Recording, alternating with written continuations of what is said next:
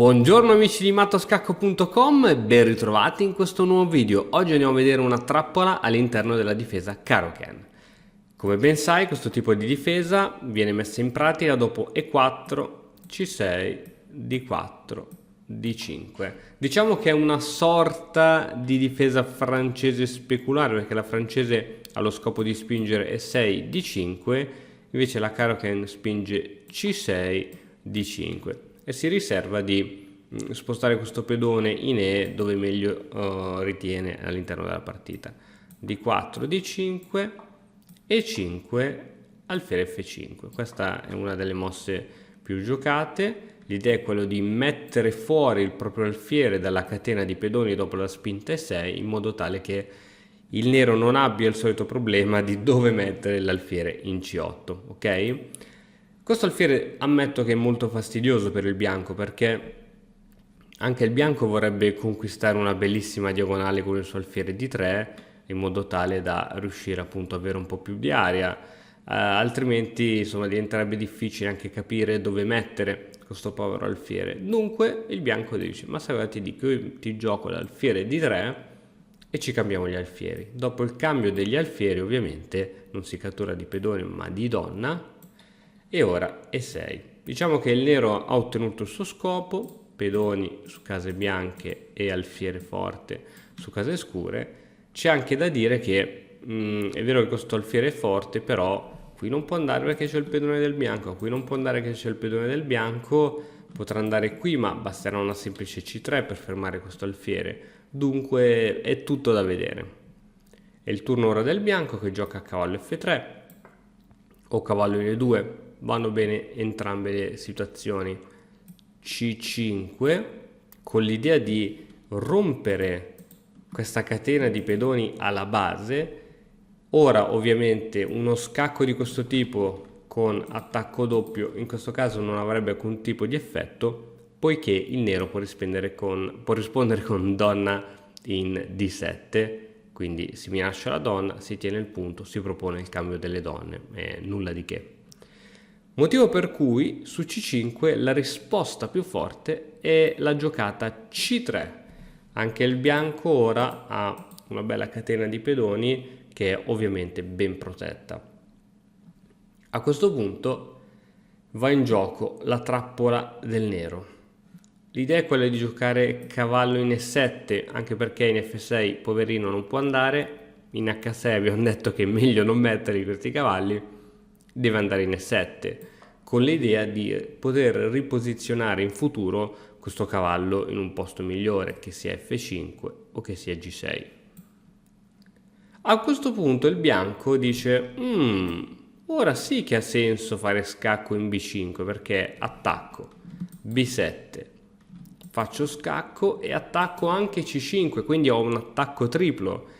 Ecco, vi ricordate il video di ieri dove ho detto che uno dei peccati più grandi negli scacchi è quello di farsi ingolosire dal pappare i pedoni? Ecco qua, ne ho la riprova ancora in questo video. Donna B5 scacco, donna D7, l'unica difesa buona per il nero che difende questo punto, si difende dallo scacco, si propone lo scambio di donne. Ora probabilmente qui bisognerebbe cambiare le donne, ma se il bianco si lascia ingolosire e si pappa questo pedone, poiché il cavallo ha tolto la connessione dell'alfiere a questo pedone, la partita è praticamente vinta per il nero. Ti faccio vedere. Cavallo F5, c'è un attacco di scoperta sulla donna e l'alfiere controlla tutte queste case. Ora, la donna è il pezzo più forte perché ha tantissima mobilità, ma purtroppo in questo caso non ce n'è molta. Abbiamo capito che lungo questa diagonale non può muoversi, indietro non può andare perché è minacciato dal pedone, è controllata dal pedone questa casa. Qui c'è il pedone, il cavallo, la donna, qui c'è di tutto, donna, donna, donna, ovunque, qui c'è il pedone, qui c'è la donna. Povera donna, resta il fatto che ovviamente non può catturare il pedone. L'unica casa disponibile resta la casa A5 e dopo A5 ancora una volta il nero ha una mossa per riuscire a intrappolare la donna avversaria, che è B6.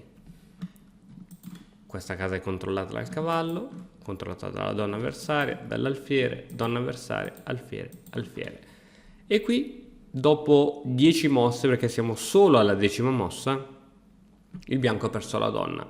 Dunque, che cosa ci deve far capire questa trappola? Innanzitutto, come tutte le trappole, c'è bisogno che uno dei due giocatori faccia un errore.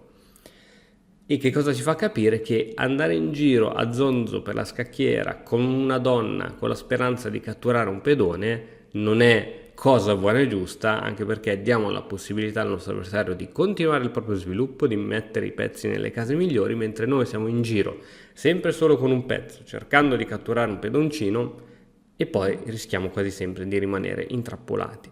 Vi ricordo che i pezzi pesanti, che sono torri e donna, nella fase iniziale dell'apertura devono cercare di essere mossi in maniera limitata o proprio di non muoverli, motivo per cui, torniamo un attimino da capo, l'idea di fare subito il matto del barbiere, che è un'idea che la si vede giocare ai giocatori che hanno appena iniziato a giocare a scacchi, non funziona. Cioè l'idea di dare subito scacco matto non funziona, perché nel momento in cui trovi un giocatore esperto che ti para il matto, poi tu ti ritrovi con una donna in H5 o in F3 e che questa è facilmente poi attaccabile dal tuo avversario, ok? Quindi prima tirate fuori i cavalli, tirate fuori gli alfieri, poi arroccate e poi si pensa ad un piano di gioco che vi possa portare a migliorare la vostra situazione. Questo piano di gioco può essere cambiare un proprio pezzo debole con un pezzo forte dell'avversario. Un piano di gioco può essere cercare di creare una struttura pedonale migliore, in modo tale che poi quando cambieremo tutti i pezzi arriviamo in un finale vincente. L'idea può essere quello di crearsi un pedone passato, in modo tale che questo pedone poi è libero di andare a promozione. L'idea può essere quella di papparsi un pedoncino, l'idea può essere quella di ottenere il controllo sulla colonna. Questi sono i vari piani, però prima bisogna seguire determinati non so come dire, fasi del gioco. Nella prima fase di apertura la prima cosa è quello di mettere i pezzi su case migliori possibili. È ovvio che non so, adesso tocca al bianco e dice ok, allora ho capito che devo togliere l'alfiere, devo togliere il cavallo e poi devo arroccare, così il mio re è al sicuro, perché questo è quello che dice la teoria. Bene, ma mi sembra ovvio che un alfiere in E2 in questa situazione, sì è vero, l'hai sviluppato, ovvero lo hai tolto dalla casa iniziale di partenza, ma capisci che di questa diagonale non se ne fa nulla, senza tener conto che ha ostruito la diagonale della donna, quindi non devi far sì che i tuoi pezzi, diciamo, si ostacolino fra di loro, no? Quindi devi fare molta attenzione. Idem se metto subito un cavallo in E2, benché esistono aperture di questo tipo, esiste D3, G2, alfiere G2, F4, arrocco, insomma esistono questo tipo di aperture, ma se siamo all'inizio utilizziamo aperture tranquillissime, giochiamo secondo, diciamo, le regole standard. Cavallo F3, il cavallo va benissimo, attacca questo pedone, ora il tuo avversario si difende, c'ha 200.000 modi per difendersi. Adesso tiriamo fuori l'alfiere in una casa molto buona, alfiere C4.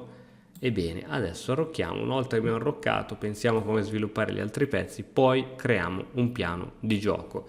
Mi raccomando ragazzi, il 21 agosto si sta avvicinando tantissimo, quindi tenete duro perché ci saranno tante sorprese. A presto!